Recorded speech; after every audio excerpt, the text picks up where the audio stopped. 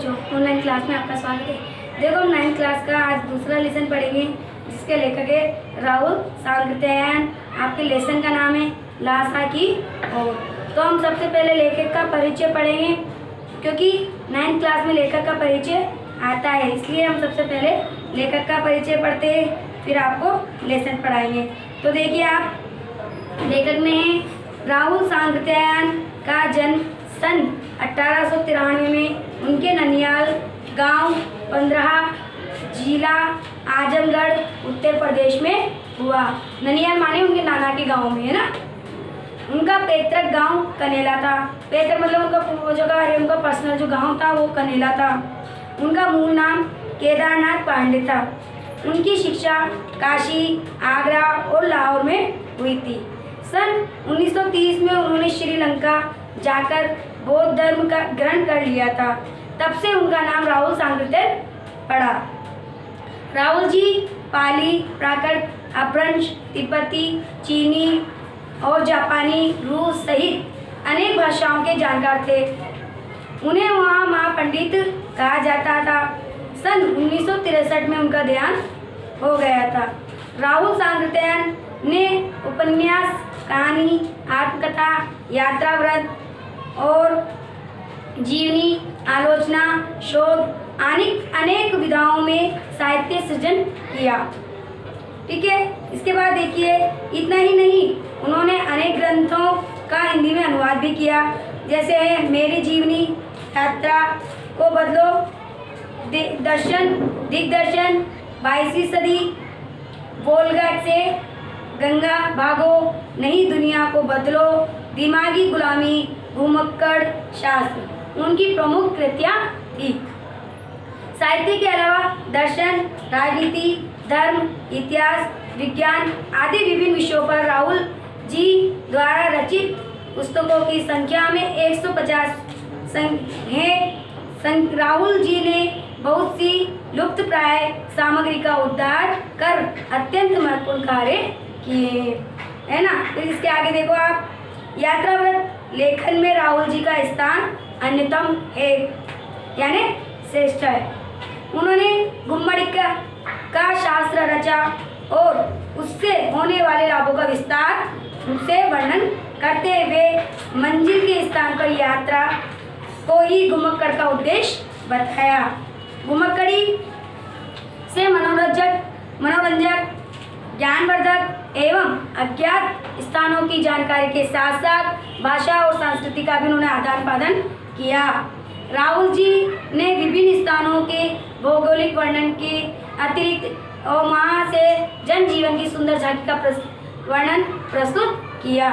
देखिए अब आगे इस लेसन में उन्होंने किसके बारे में वर्णन किया है। उन्होंने राहुल जी ने प्रथम तिब्बती यात्रा से यह पाठ लिया गया है, जो उन्होंने सन 1929 और 30 में नेपाल के रास्ते की थी। उस समय भारतीयों को तिब्बती यात्रा की अनुमति नहीं थी, इसलिए उन्होंने यह यात्रा एक भीख मंगे के छद्म वेश में की थी। इसमें तिब्बती की राजधानी लासा की ओर जाने वाले दुर्गम रास्तों का वर्णन उन्होंने बहुत ही रोचक शैली में किया। मतलब दुर्गम रास्ता में कठिन रास्तों का वर्णन बहुत ही रोचक शैली में किया। इस यात्रा ग्रंथ में उन्होंने उस समय की तिब्बती समाज के बारे में भी जानकारी दी है। तो ये देखो आप, ये तो आपका जो लेखक परिचय था। इसके बाद आज हम आपको लेसन पढ़ाते हैं। ठीक है, आप देखो, लासा की ओर वह नेपाल से तिब्बत जाने का मुख्य रास्ता है। परी कलिंगोट का रास्ता जब नहीं खुला था तो नेपाल ही नहीं, हिंदुस्तान की चीजें भी इसी रास्ते से तिब्बत जाया करती थी। वह व्यापारी की नहीं, सैनिक रास्ता भी था, इसलिए जगह जगह फौजी चौकियां और किले बने हुए थे, जिसमें कभी चीनी पलटन रहा करती थी। आजकल बहुत से फौजी मकान गिर चुके हैं। दुर्ग के किसी भाग में जहां किसानों ने अपना बसेरा बना लिया था, वहां घर पर कुछ आबाद दिखाई पड़ते हैं। ऐसे ही परित्याग का एक चीनी किला था। हम वहां चाय पीने के लिए ठहरे। तिब्बत में यात्रियों के लिए बहुत सी तकलीफें भी थी और कुछ आराम की बातें भी थी। वहाँ तिब्बत की यात्रा में कुछ कठिनाइयाँ भी आती है और कुछ आराम की बातें भी थी। वहाँ जाति पाति छुआछूत का कोई सवाल नहीं था और ना ही वहाँ पर औरतें पर्दा करती थी। पर्दा है ना, घूमटा करती थी, है ना। बहुत निम्न श्रेणी के भीखमंगों को लोग चोरी के डर से घर के भीतर नहीं आने देते थे। वहाँ के लोग चोरी के डर से बहुत से लोगों को अंदर नहीं आने देते थे। नहीं तो आप बिल्कुल घर के भीतर चले जा सकते थे। आप बिल्कुल अपरिचित हो तब भी घर की बहू या सासू को अपनी झोली में से चाय दे सकते हैं। वह आपके लिए उसे पका देगी। वहाँ पर घर की बहुएं या सासू जी, आप उनको चाय के लिए बोल दो तो वो खुद आपको बनाकर दे देगी। मक्खन और सोडा नमक दे दीजिए। वह चाय चोंडी में कूट कर उसे दूध वाली चाय के रंग में बनाकर मिट्टी के टोटीदार बर्तन में रखकर उस आपको दे देगी। मिट्टी का जो टोटीदार बर्तन होता है, एक गड़ वो आता है मिट्टी का गड़ा जिसमें टोटी लगी रहती है, जिसको अपन करवा चौथ पे भी यूज़ करते हैं, उसमें का आता है। तो वहाँ पर मिलता है, उसी से वो आपको उसी में आपको चाय रखकर दे देगी। ठीक है। यदि बैठक की जगह चूल्हे से दूर है और आपको डर है कि सारा मक्खन आपकी चाय में नहीं पड़ेगा तो आप खुद जाकर चोंडी में चाय मत कर ला सकते हैं। चाय का रंग तैयार हो जाने पर फिर नमक मक्खन डालने की ज़रूरत होती है। इसके बाद देखिए आप आगे, परित्यक्त चीनी के किले से जब हम चलने लगे, मतलब उस किले से जब हम आगे चलने लगे तो एक आदमी राहदारी मांगने आया। हमने वह दोनों चीटें उसे दे दी। शायद उसी दिन हम थोंगला के पहले के आखिरी गांव में पहुंच गए थे। अब थोंगला का अर्थ यहाँ पर यह तिब्बती सीमाओं का एक छोटा सा स्थान होता है, उसको थोंगला कहते हैं। तो थोंगला के पहले के आखिरी गांव में हम पहुंच गए। यहाँ भी सुमती के जान पहचान के आदमी थे और भीख मंगे रहते भी ठहरने के लिए अच्छी जगह मिली। मतलब भीख मंगे होते हुए भी उनको अच्छा स्थान, रहने के लिए अच्छा स्थान मिल गया। 5 साल बाद हम इसी रास्ते से लौटे थे और भीख मंगे नहीं थे। 5 साल बाद हम भी इसी रास्ते से लौटे, लेकिन उस समय हमने भीख मंगे का वेश धारण नहीं किया था। एक बद्र यात्री के वेश में घोड़ों पर सवार होकर आए थे, किंतु उस वक्त किसी ने हमें एक रहने के लिए जगह नहीं दी थी और हम गांव के एक सबसे गरीब झोपड़े में ठहरे थे। हम उस समय घोड़ों पर सवार होकर आए थे, लेकिन उस वक्त हमें किसी ने रहने के लिए जगह नहीं दी और हम गांव के एक सबसे गरीब झोपड़े में वहाँ पर ठहरे हुए थे। बहुत कुछ लोगों की उस वक्त की मनोवृत्तियाँ पर निर्भर है, खासकर शाम के वक्त छड़ पीकर बहुत कम होश आवास को तंदुरुस्त रखते हैं। यहाँ तक आपको पढ़ाया। फिर इसके बाद देखिए आप, अब हमें सबसे विकट टांडा थोड़ला पार करना था।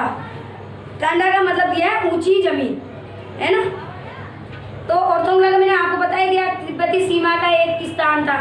तो आप देखो, अब हमें सबसे विकट ऊंची जमीन थोंगला को पार करना था, यानी तिब्बती का एक छोटा सा स्थान हमें पार, ऊंचा है ना, तो छोटा सा स्थान हमें पार करना था। दांडे तिब्बत में सबसे खतरे की जगह थी, मतलब उस ऊंची जमीन में, तिब्बत में वहाँ पर खतरे की जमीन थी, ऊंची नीची जमीन थी, मतलब वहाँ पर अपनी जान का खतरा था। 16-17 हजार फीट की ऊंचाई होने के कारण उसके दोनों तरफ मीलों तक कोई गांव गिराव नहीं होते थे। 16-17 हजार की फीट उसकी ऊंचाई थी, इसी कारण उसके दोनों तरफ गांव नहीं थे। नदियों के मोड़ और पहाड़ों के कोनों के कारण बहुत दूर तक आदमी को देखा नहीं जा सकता था। नदियों और पहाड़ों के मोड़ के कारण बहुत दूर तक वहाँ आदमी नजर नहीं आते थे। डाकुओं के लिए सबसे अच्छी जगह थी, जो डाकू रहते हैं उनके लिए ये सबसे अच्छा स्थान था। तिब्बत में गांव में आकर खून हो जाए तब तो खूनी को सजा भी मिल सकती थी, लेकिन इस निर्जन स्थानों मरे हुए आदमियों के लिए कोई परवाह नहीं करता था।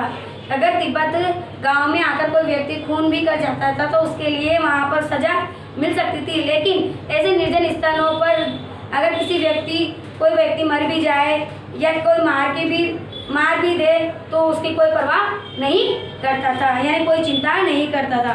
सरकार खुफिया विभाग और पुलिस पर उतना खर्च नहीं करती और वहाँ गवाह भी कोई नहीं मिलता था। वहाँ पर कौन तो उनके लिए पुलिस पर पैसा खर्च करेगी और कौन उसका गवाह बनेगा, इसलिए वहाँ पर कोई गवाह भी नहीं मिलता था। डकैत पहले आदमी को मार देते और उसके बाद देखते हैं कि कुछ पैसा है या नहीं। वहाँ के जो डकैत लोग थे वहाँ के लोगों को मार देते थे और उनके पास देखते थे कि पैसा भी है या नहीं। देखिए, हथियार का कानून न रहने के कारण यहाँ लाठी की तरह लोग पिस्तौल बंदूक लिए फिरते हैं। हथियार का कानून हथियार जो रहते हैं पास में, उसका कानून न होने के कारण यहाँ के लोगों के पास पिस्तौल और बंदूकें वो ले लेकर घूमते थे। डाकू यदि जान से न मारे तो खुद अपने प्राणों का खतरा है। गांव में हमें मालूम हुआ कि पिछले ही साल तोड़ला के पास खून हो गया था। शायद खून की हम उसी परवाह नहीं करते क्योंकि हम भीख मंगे थे और जहाँ कहीं वैसी सूरत देखते टोपी उतार जीभ निकाल पूछी पूछी एक पैसा कहते, भीख मांगने वाले लगते। लेकिन पहाड़ की ऊंची चढ़ाई है, पीठ पर सामान रखकर कैसे ले जाएं, मतलब पहाड़ों की ऊंची ऊंची चढ़ाई है, पीठ पर सामान रखकर हम कैसे ले जाएं। और अगला पड़ाव 16-17 मीटर से कम नहीं था, मतलब हमारा जो अगला पड़ाव था वो हमारे 16-17 मीटर से कम नहीं था। वो मैंने सुमति से कहा कि यहाँ से लंकोर तक के लिए 2 घोड़े लाओ और उस पर सामान रखकर हम आगे चढ़ेंगे। ठीक है, यह आपका आज का पैराग्राफ यही खत्म होता है। अब इसके आगे हम कल पढ़ाएंगे। ठीक है।